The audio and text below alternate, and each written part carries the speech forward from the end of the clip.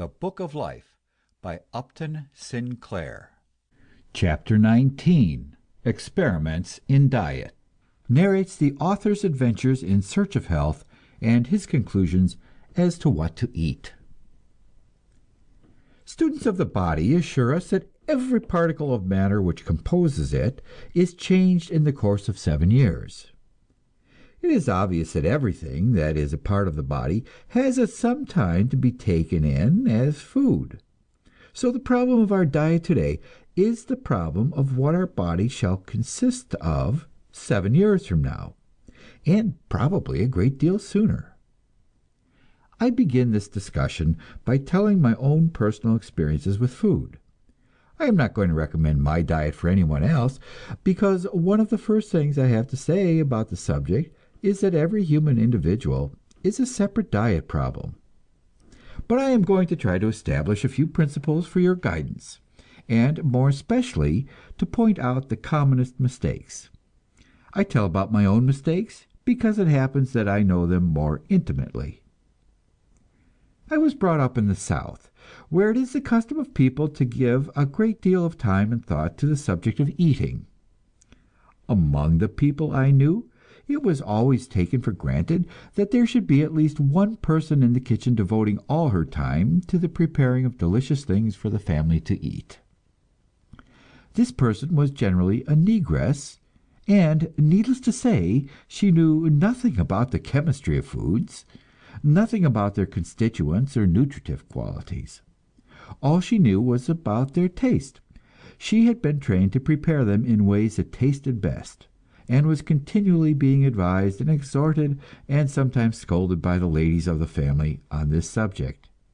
At the table, the family and the guests never failed to talk about the food and its taste. And not infrequently the cook would be behind the door listening to their comments, or else she would wait until after the meal for the report which somebody would bring her. In addition to this, the ladies of the family were skilled in what is called fancy cooking. They did not bother with the meats and vegetables, but they mixed batter cakes and made all kinds of elaborate desserts, and exchanged these treasures and the recipes for them with other ladies in the neighborhood. In addition to this, there were certain periods of the week and of the year especially devoted to the preparing and consuming of great quantities of foods. Once every 7 days, the members of the family expressed their worship of their Creator by eating twice as much as usual. And at another time, they celebrated the birth of their Redeemer by overeating systematically for a period of 2 or 3 weeks. Needless to say, of course, the children brought up in such an environment all had large appetites and large stomachs, and their susceptibility to illness was recognized by the setting apart for them of a whole classification of troubles. Children's diseases, they were called. In addition to children's diseases, there were coughs and colds and sore throats and pains in the stomach and constipation and diarrhea, which the children shared with their adults. I had a little more than my share of all these troubles. Always a doctor would be sent for, and always he was wise and impressive, and always I was impressed. He gave me some pills or a bottle of liquid, a teaspoonful every 2 hours, or something like that. I can hear the teaspoon rattle in the glass as I write. I had a profound respect for each and every one of those doctors. He was wisdom walking about in trousers, and whenever he came, I knew that I was going to get well, and I did, which proved the case completely. Then I grew up, and at the age of 18 or 19 became possessed of a desire for knowledge, and took to reading and studying literally every minute of the day and a good part of the night. I seldom let myself go to sleep before 2 o'clock in the morning, and was always up by 7 and ready for work again. I did this for 10 years or so, until nature brought me to a complete stop. During these 10 years, I was a regular experiment station in health. That is, I had every kind of common ailment, and had it over and over again, so that I could try all the ways of curing it, or failing to cure it, and kept on trying until I was sure one way or the other. I came recently upon a wonderful saying by John Burroughs, which will be appreciated by every author. This writing is an unnatural business. It makes your head hot and your feet cold, and it stops the digesting of your food. This trouble with my digestion began when I was writing my second novel, camping out on a lonely island at the foot of Lake Ontario. I went to see a doctor in a nearby town, and he talked learnedly about dyspepsia. The cause of it, he said, was failure of the stomach to secrete enough pepsin, and the remedy was to take artificial pepsin obtained from the stomach of a pig. He gave me this pig pepsin in a bottle of red liquid, and I religiously took some after each meal. It helped for a time, but then I noticed that it helped less and less. I got so that a simple meal of cold meat and boiled potatoes would stay in my stomach for hours, in spite of any amount of the pig pepsin. I would lie about in misery because I wanted to work, and my accursed stomach would not let me. All the time, of course, I was using my mind on this problem, groping for causes. I found that the trouble was worse if I worked immediately after eating. I found also that it was worse when I was writing books. When I got sufficiently desperate, I would stop writing books and go off on a hunting trip. I would tramp 20 miles a day over the mountains looking for deer, and I would come back at night too tired to think, and in a week or two every trace of my trouble would be gone. So my life regimen came to be: first the writing of a book, and then a hunting trip to get over the effects of it. But as time went on, alas, I noticed the recuperation was more slow and less certain. The working times grew shorter, the hunting times grew longer, until finally I got to a point where I couldn't work at all. I would go to pieces in a few days if I tried it. It was apparently the end of my stomach, and the end of my sleeping, and the end of my writing books. My teeth were decaying, not merely outside but inside. I would have abscesses and most frightful agonies to endure. I would lie awake at night, and it would seem to me that I could feel my body going to pieces, an extremely depressing sensation. I had been trying experiments all this time. I had been going to one doctor after another, and had got to realize that the doctors only treated symptoms. They treated the diseases when they appeared, but nobody ever told you how to keep the diseases from appearing. Why could there not be a doctor who would look you over thoroughly and tell you everything that was wrong with you and how to set it right? A doctor who would tell you exactly how to live, so that you might keep well all the time. I was studying economics and becoming suspicious of my fellow man. It occurred to me that possibly it might be embarrassing to a doctor if he cured all his patients and taught them how to live, so that none of them would ever come to him again. It occurred to me that possibly this might be the reason why preventive medicine, constructive health work, was getting so little attention from the medical fraternity. Two things that plagued me were headache and constipation, and they were obviously related. For constipation, the world had one simple remedy: you took something every night or every morning, and thought no more about it. My stout and amiable grandmother had drunk a glass of Hunyadi water every morning for the last 30 or 40 years, and that she finally died of fatty degeneration of the heart was not connected with this in the mind of anyone who knew her. As for headaches, people would tell you this, that, and the other remedy, and I would try them, that is, unless they happened to be drugs. I was getting more and more shy of drugs. I had some blessed instinct which saved me from stimulants and narcotics. I had never used tea, coffee, alcohol, or tobacco, and in my worst periods of suffering, I never took to putting myself to sleep with chloral, or to stopping my headaches with phenacetin. At the end of 6 or 8 years of purgatory, I came upon a prospectus of the Battle Creek Sanitarium. This seemed to me exactly what I wanted. This was constructive; it dealt with the body as a whole. So I spent a couple of months at the San, and paid them something like $1,000 to tell me all they could about myself. The first thing they told me was that meat eating was killing me. It was perfectly obvious, was it not, that meat is a horrible feeding place for germs, that rotten meat is dreadfully offensive, and likewise digested meat. Consider the excreta of cats, for example. I listened solemnly while Dr. Kellogg read off the numbers of billions of bacteria per gram in the contents of the colon of a carnivorous person. It certainly seemed proper that the author of "The Jungle" should be a vegetarian, so I became one, and did my best to persuade myself that I enjoyed the taste of the patent meat substitutes which are served in 100-calorie portions in the big sanitarium dining room. There also I met Horace Fletcher, and learned to chew every particle of food 32 times, and often more. I exercised in the sanitarium gymnasium, and watched the sterilized dancing, the men with the men and the women with the women. I was patiently polite with the Seventh-day Adventist religion, and laid in a supply of postage stamps on Friday evening. Finally, and most important of all, I went once a day to the treatment rooms, and had my abdomen doctored alternately with hot cloths and ice.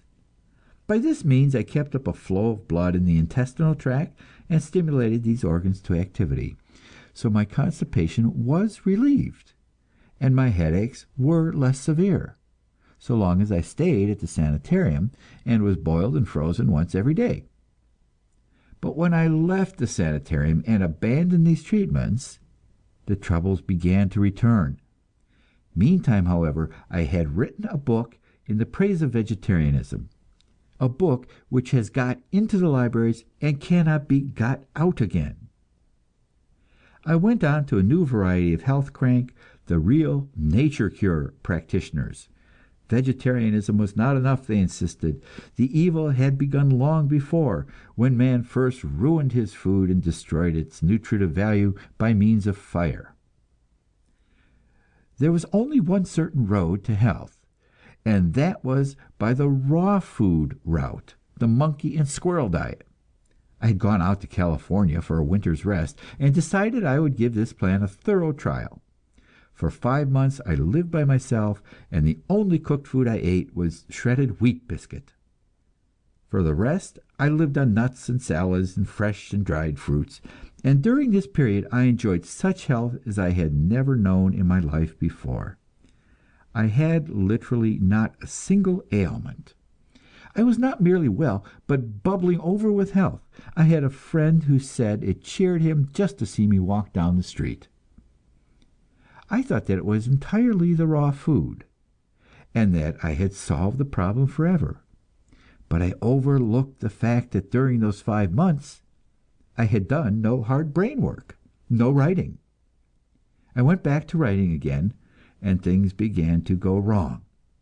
My wonderful raw foods took to making trouble in my stomach, and I assure you that until you try it, you have no idea the amount of trouble that can be made in your stomach by a load of bananas and soaked prunes which had gone wrong.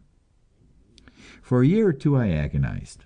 I could not give up my wonderful raw food diet, because I had always before me the vision of those months in California, and I could not understand why it was not that way again.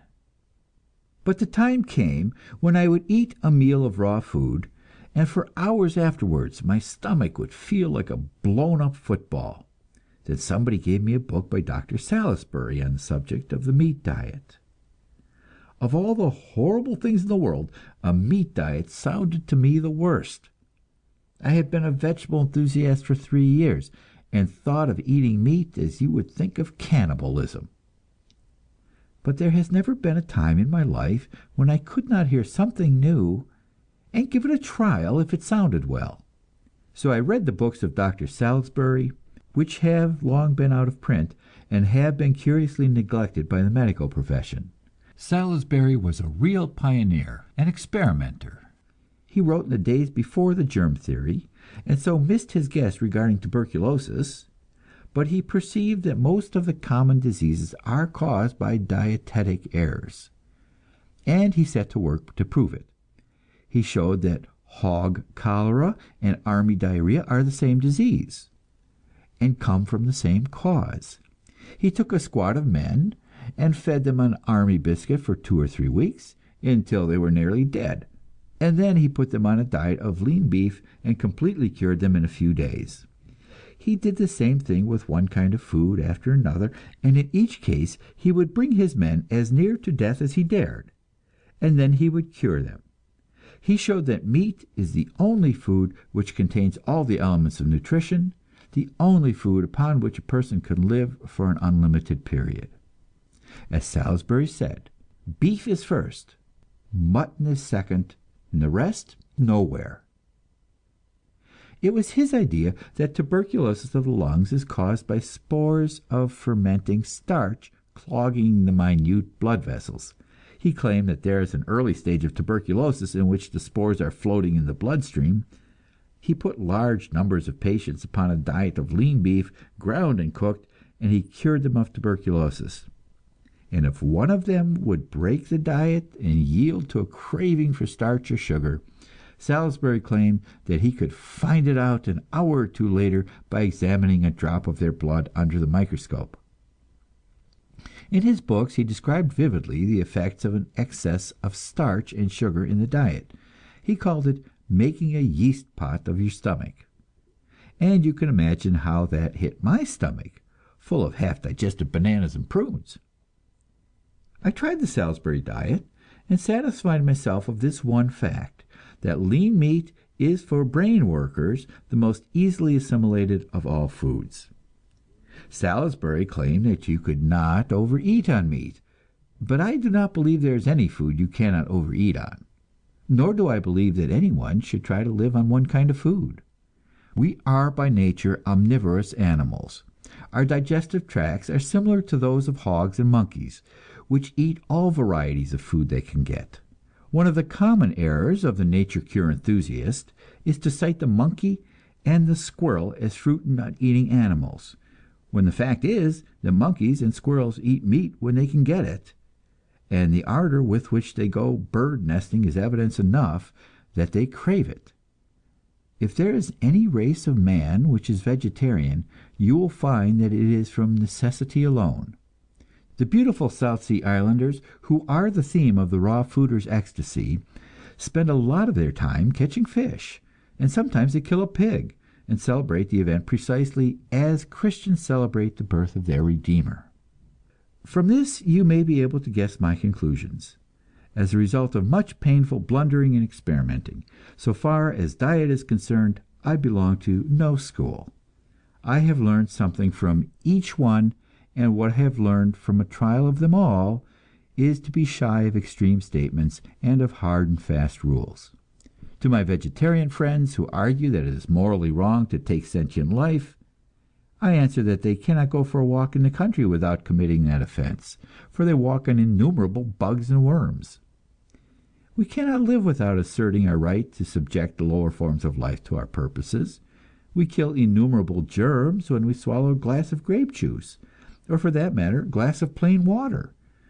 I shall be much surprised if the advance of science does not someday prove to us that there are rudimentary forms of consciousness in all vegetable life. So we shall justify the argument of Mr. Dooley, who said in reviewing The Jungle that he could not see why it was any less crime to cut off a young tomato in its prime, or to murder a whole cradleful of baby peas in the pod. There is no question that meat eating is inconvenient, expensive, and dirty. I have no doubt that some day we shall know enough to be able to find for every individual a diet which will keep him at the top of his power, without the maintenance of the slaughterhouse. But we do not possess that knowledge at present. At least, I personally do not possess it.